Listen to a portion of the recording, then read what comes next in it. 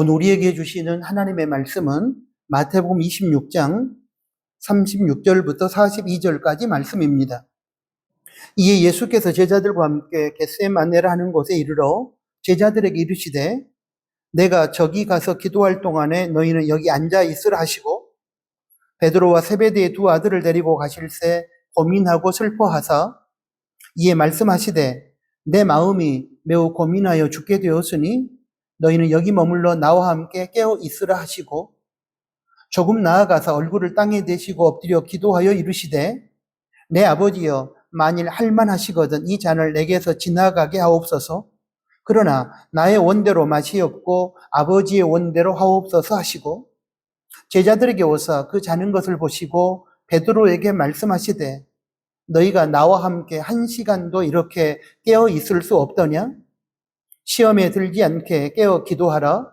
마음에는 온유로되 육신이 약하도다 하시고 다시 두 번째 나아가 기도하여 이르시되 내 아버지여 만일 내가 마시지 않고는 이 잔이 내게서 지나갈 수 없거든 아버지의 원대로 되기를 원하나이다 하시고 아멘.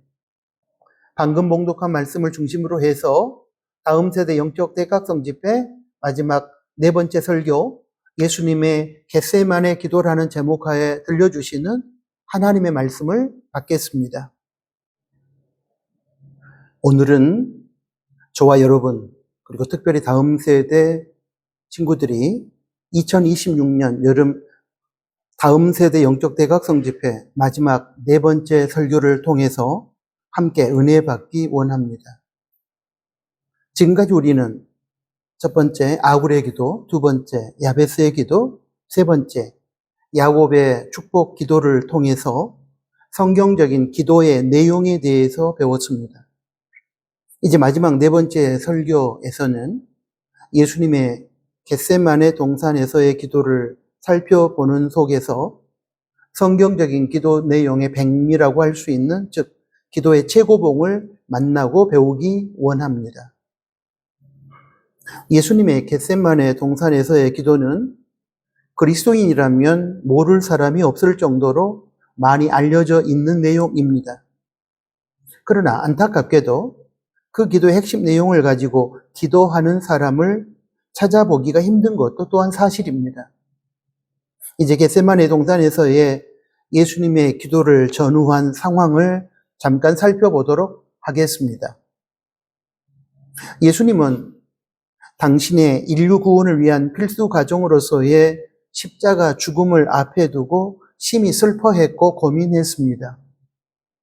하나님의 아들이시지만 인간의 몸을 입고 이 세상에 오셨기에 예수님은 인간이 겪는 모든 고통 앞에서 아파했고 특별히 죄도 없이 죽어야만 했던 현실 앞에서 심각하게 고민하고 슬퍼할 수밖에 없었습니다. 그런 예수님의 마음을 우리는 마태복음 26장 37절과 38절 말씀에서 느껴볼 수 있습니다. 37절입니다. 베드로와 세베대의 두 아들을 데리고 가실새 고민하고 슬퍼하사 38절입니다.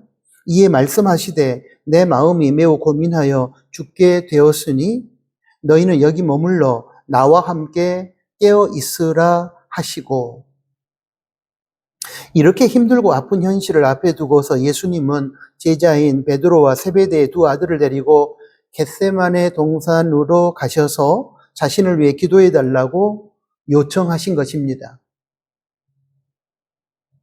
저는 겟세마네 동산에서의 제자들을 향한 예수님의 가르침과 예수님 당신께서 친히 기도하셨던 기도의 내용을 통해서 우리가 최소한 세 가지 차원에서 교훈과 도전을 받아야 한다고 생각합니다. 먼저 기도는 고난의 상황 앞에서 낙심하고 절망할 수밖에 없는 연약한 인간에게 허락하신 하나님의 문제 해결의 열쇠라는 것입니다. 마태복음 26장 39절, 42절, 44절에 그 내용이 소개되어 있습니다. 방금 앞에서도 우리가 나누었지만 예수님은 잠시 후 직면하게 될 인류 구원을 위한 십자가 죽음이라는 고난의 현실 앞에서 당신이 겟세마네 동산에서 기도하셨고 또한 제자들에게 기도를 부탁하셨습니다. 예수님의 이 모습은 우리가 기도해야 한다는 당위성을 보여주는 것입니다. 인생길에서 우리의 힘과 노력만으로는 해결할 수 없는 난제를 만나고 난관에 부딪힐 때가 많이 있습니다.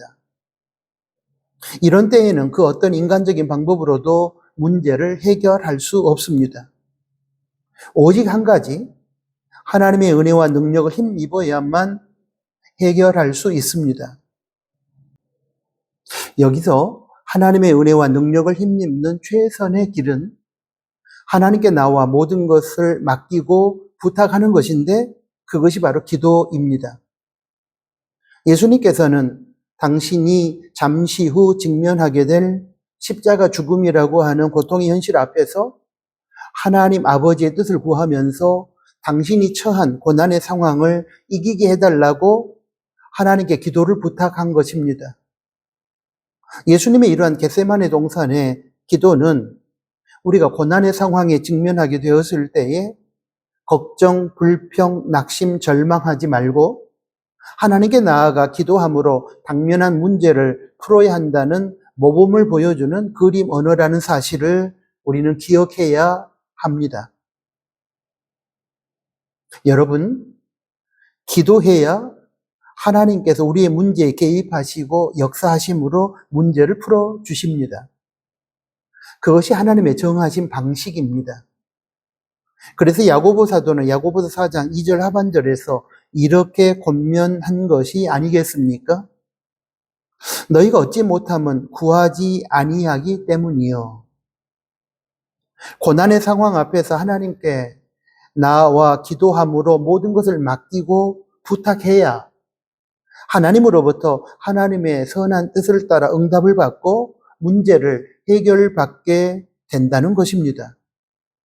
그러므로 사랑하는 교우 여러분, 그리고 특별히 다음 세대 친구 여러분, 인생길을 살아가는 동안 만나게 되는 원치 않는 고난의 현실 앞에서 걱정하거나 불평하거나 낙심하거나 절망하지 말고 좋으시고 전능하신 하나님 앞에 문제를 올려드리고서 기도함으로 문제를 풀어가시기 바랍니다.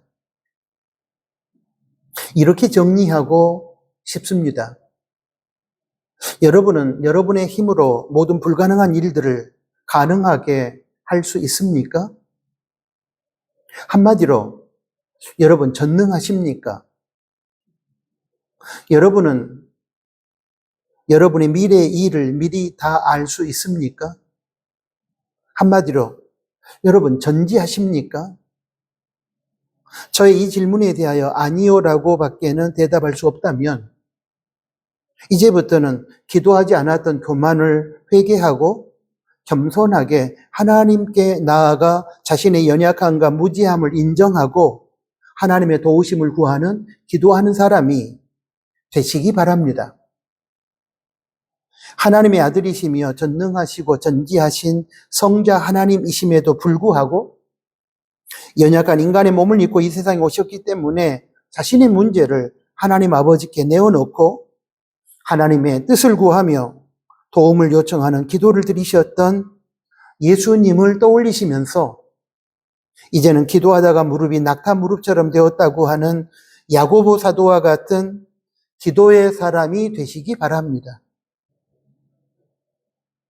여러분 한번 생각해 보십시오. 예수님께서는 전능하시고 전지하시고 그런 성자 하나님이심에도 불구하고 고난과 죽음의 현실 앞에서 하나님 아버지께 기도하셨습니다. 그런데 무능하고 무지한 저와 여러분이 기도하지 않고 있다면 여러분 묻고 싶습니다. 도대체 저와 여러분이 뭐길래 어떤 존재이기에 기도하지 않으십니까?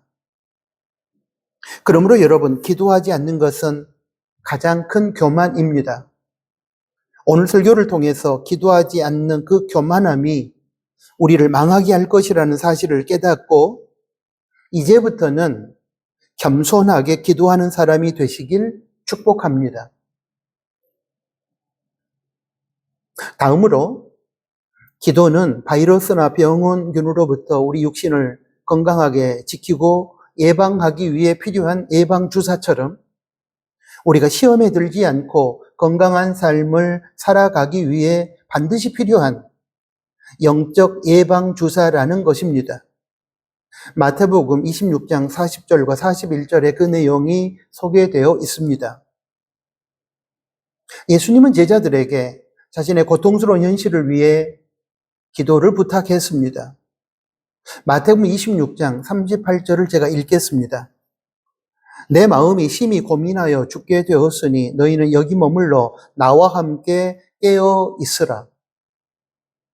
그리고 거기에 더하여 베드로를 비롯한 제자들이 잠시 후에 예수님께서 잡혀 십자가에서 죽게 되는 상황에서 예수님을 부인할 것을 염두에 두고 그때 시험에 들지 않기 위하여 기도하라고 말씀하셨습니다.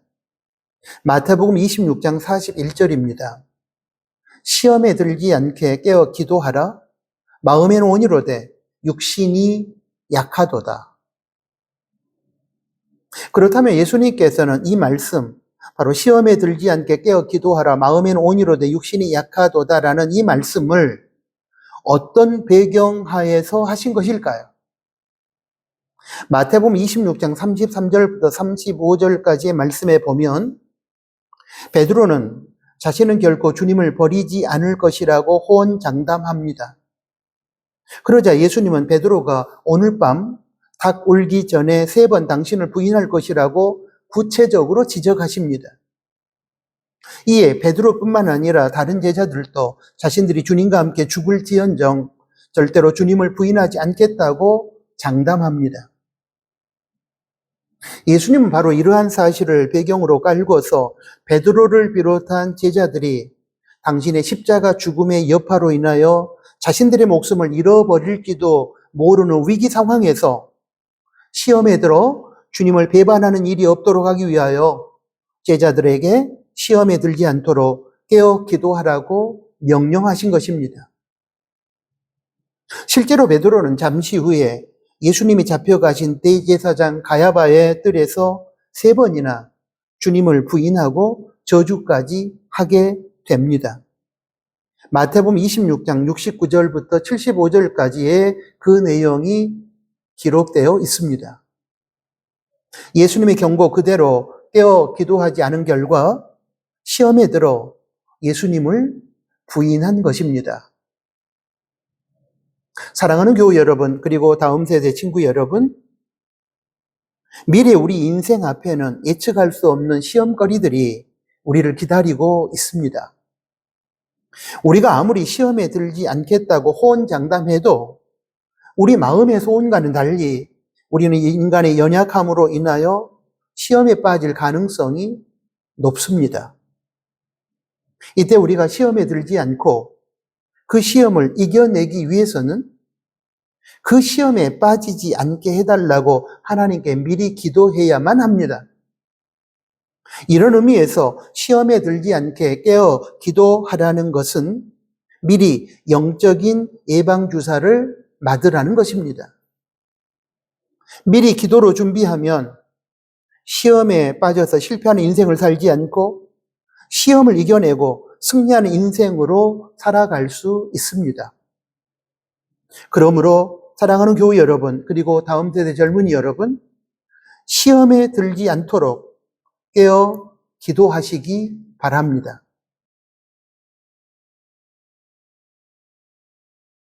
마지막으로 기도의 백미, 즉 기도의 최고봉은 자신의 소원과 뜻을 관철하는 것이 아니라 자신의 뜻과 소원을 하나님 앞에 내려놓고 하나님의 뜻과 소원을 따르는 것입니다.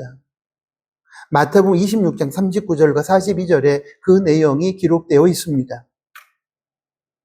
그리스도인인 저와 여러분이 하나님께 올려드릴 수 있는 가장 성숙한 기도는 하나님의 뜻 앞에 자신의 생각과 고집과 뜻을 내려놓고 하나님의 뜻을 수용하고 받들고 따르는 것입니다. 그것이 진정한 믿음의 기도입니다. 그것이 바로 바른 기도를 통해 드러나는 자기 부인의 삶입니다. 기도할 때 처음에는 대부분 자신의 소원과 뜻을 하나님 앞에 올려드리고 그대로 이루어지기를 원합니다. 그렇게 기도하는 중에 조금씩 하나님의 뜻이 드러나게 되고 하나님의 뜻을 우리는 깨닫게 됩니다. 이때가 중요합니다.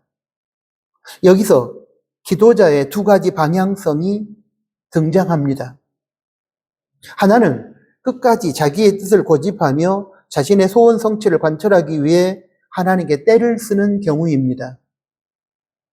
다른 하나는 자신의 뜻과 소원을 내려놓고 깨닫게 된 하나님의 뜻과 소원을 따르기로 결단하는 경우입니다. 전자는 미성숙한 기도의 전형이며 미신적인 기도로 나아갈 개연성이 높습니다. 후자는 성숙한 기도의 전형이며 성경적인 기도의 본질을 구현하는 것입니다. 물론 우리의 뜻과 소원이 하나님의 뜻과 소원과 일치하는 경우에는 기도하는 우리의 뜻과 소원대로 하나님의 때에 이루어질 것입니다. 그런데 문제는 우리의 뜻과 소원이 하나님의 뜻과 소원과 일치하지 않을 때입니다. 그런 경우에는 자기의 뜻과 소원을 고집하면 안 됩니다. 이런 경우에는 하나님의 뜻 앞에서 우리의 뜻을 접어야만 합니다. 그래야 우리의 기도를 통해서 하나님께 영광이 돌려지고 하나님의 선한 뜻이 드러나서 많은 사람들에게 유익이 돌아가게 될 것입니다. 예수님께서는 겟세마네 동산에서 바로 이러한 기도, 하나님 아버지의 뜻 앞에서 자신의 뜻을 내려놓고 하나님의 뜻을 따르는 성숙한 기도의 전형을 우리에게 보여주셨습니다. 마태복음 26장 39절과 40절 말씀에서 보면 예수님은 십자가 고난과 죽음의 잔을 마시지 않게 해달라고 하나님께 부탁하면서 그러나 인류 구원을 위하여 자신이 십자가에서 죽는 것이 아버지 하나님의 뜻이라면 그렇게 하겠다고 기도하셨습니다. 여기서 십자가 고난과 죽음을 당하지 않게 해달라는 것은 인성을 가지신 예수님의 입장에서 그리고 죄 없으신 당신께서 죄의 값인 죽음을 죄인을 대신하여 담당해야 한다는 차원에서 보면 당연히 그렇게 기도할 수 있는 명분이 충분합니다. 잘못한 기도가 아니라는 것입니다.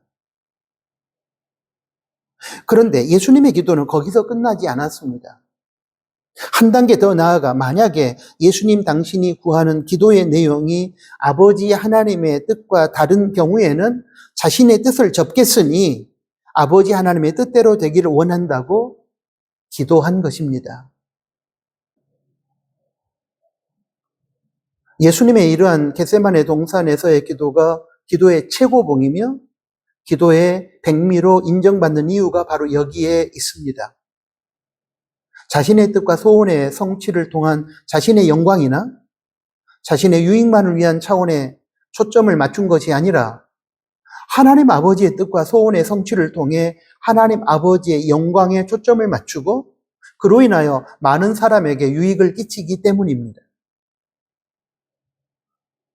사랑하는 다음 세대의 친구 여러분, 그리고 교우 여러분, 이제 기도 내용을 점검해야 할 시간입니다.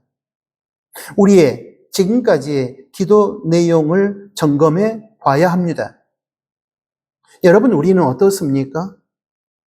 내 자신의 뜻의 관철과 내 자신의 소원 성취를 위하여 우리 지금까지 기도하고 있지는 않았습니까? 제가 앞에서 그렇게 기도할 수 있다고 말씀을 드렸습니다. 연약함을 가진 인간의 입장에서 당연히 고난의 현실 앞에서 고난의 문제를 해결해 달라고 우리의 뜻과 소원을 하나님께 아뢰일 수 있는 것입니다. 그리고 이때 우리 각자의 뜻과 하나님의 뜻이 일치한다면 우리의 뜻과 소원대로 하나님의 때에 그대로 이루어짐으로 하나님께 영광이 돌려지고 우리 각자 자신과 많은 사람에게 기쁨이 찾아오고 유익이 될 것입니다. 그러나 이후로 기도하는 과정에서 우리 각자의 뜻과 소원과는 다른 하나님의 뜻과 소원을 알게 되었다면 그때는 각자의 뜻과 소원을 고집하면 안 됩니다. 이러한 경우에도 계속해서 자신만의 뜻과 소원을 고집하게 되면 하나님의 영광이 아니라 자신의 영광과 유익을 위한 이기적이고 미신적인 기도가 될 것이기 때문입니다. 인류 구원을 위한 십자가 죽음이라고 하는 하나님 아버지의 뜻 앞에서 죽지 않고 살기를 원했던 자신의 뜻을 내려놓음으로 하나님 아버지께 영광을 돌리고 죄인에게 영생의 길을 열어주셨던 이러한 예수님의 기도를 배웠던 사도 바울 역시 예수님의 겟세마네 동산의 기도 내용과 같은 내용으로 기도했음을 우리는 주목해야 합니다. 고린도후서 12장 7절부터 9절까지 말씀해 보면 바울의 하나님의 뜻 앞에서 자신의 뜻과 소원을 복종시키는 기도의 내용이 소개되어 있습니다. 거기 보면 바울에게는 육체의 가시가 있었습니다. 학자들은 그 육체의 가시에 대하여 어떤 이는 안질이라고 말하기도 하고 또 어떤 이는 간질이라고도 말하기도 합니다. 그것이 무엇이든 둘 다 복음 전파와 목양의 사명을 감당해야 하는 사도 바울의 입장에서는 약점이었고 장애 요소였습니다. 그래서 바울은 하나님께 사명을 제대로 감당하기 위하여 이 육체의 가시를 제거해 달라고 3번 기도했습니다. 그러나 하나님의 뜻은 바울의 소원과는 달랐습니다. 하나님은 바울의 소원대로 육체의 가시를 제거해 주신 것이 아니라 고린도후서 12장 9절에서 내 은혜가 너에게 족하고 내 능력이 약한 데서 온전하여진다고 하시면서 그 육체의 가시를 안고 살아가라고 응답하신 것입니다. 그리고 그 이유에 대하여 바울, 네가 자만하지 않고 스스로 교만하지 않고 사명을 하기 위함이다라고 말씀해 주셨습니다. 고린도후서 12장 7절을 보겠습니다. 여러 계시를 받은 것이 지극히 크므로 너무 자만하지 않게 하시려고 육체의 가시, 곧 사탄의 사자를 주셨으니 이는 나를 쳐서 너무 자만하지 않게 하려 하심이라. 사랑하는 다음 세대 젊은이 여러분, 그리고 교우 여러분, 이제 한 가지를 분명히 깨닫고 정립하고 오늘 설교를 마무리하기 원합니다. 그것은 하나님의 뜻과 다른 나의 뜻을 내려놓아야만 하나님의 영광이 나타나고 많은 사람이 유익을 얻고 행복해지고 하나님의 뜻과 다른 나 자신의 뜻을 고집하게 되면 하나님의 영광이 사라지고 자신을 비롯한 많은 사람이 불행해진다는 것입니다. 그러므로 이제 우리의 기도 내용이 이제부터는 나의 뜻과 소원의 관철을 위한 기도에서 하나님의 뜻과 소원의 성취를 위한 기도로 바꾸어지기를 원합니다. 나 자신만을 위한 미성숙하고 이기적인 기도에서 하나님과 이웃을 위한 성숙하고 이타적인 기도회로의 엑소더스 출애굽을 원합니다. 하나님의 뜻 앞에서 나의 뜻을 내려놓고 순종하며 살겠다는 기도를 하고 그렇게 살면 하나님께서 영광을 받으시고 우리 모두 함께 행복할 수 있습니다. 그렇습니다. 가장 성숙한 기도, 기도의 최고봉, 기도의 백미는 하나님의 뜻 앞에서 자신의 뜻을 복종시키는 기도입니다. 아멘. 사랑하는 아버지 하나님, 다음 세대 영적 대각성 집회 마지막 4번째 설교를 통해서 우리들에게 은혜를 베푸시고 도전해 주셔서 감사합니다. 그동안 우리가 수없이 드려왔던 기도의 내용에 대해서 살펴보게 하신 것을 감사합니다. 예수님의 겟세마네 동산의 기도를 통해서 우리가 잘못된 것은 고치고 새로운 것을 도전받고 배우기를 소원합니다. 고난의 현실을 만났을 때 인간의 연약함을 인정하고 하나님 앞에 찾아 나와 부탁함으로 기도할 줄 아는 겸손함을 저희들이 배우게 하여 주십시오. 미래에 어떤 시험거리가 우리들 앞에 닥쳐올지 모르는데 미리 기도함으로 예방주사를 맞아 그 시험에 빠지지 않고 그 시험 이길 수 있는 저희가 되게 하여 주십시오. 무엇보다도 기도의 내용이 우리 자신의 영광과 우리 자신의 유익을 위한 차원에서 뛰어넘어 하나님의 영광과 우리 주변의 많은 사람들의 유익을 위한 성숙한 기도로 나아갈 수 있도록 하나님 저희들을 붙들어 주십시오. 예수 그리스도의 이름으로 기도합니다. 아멘.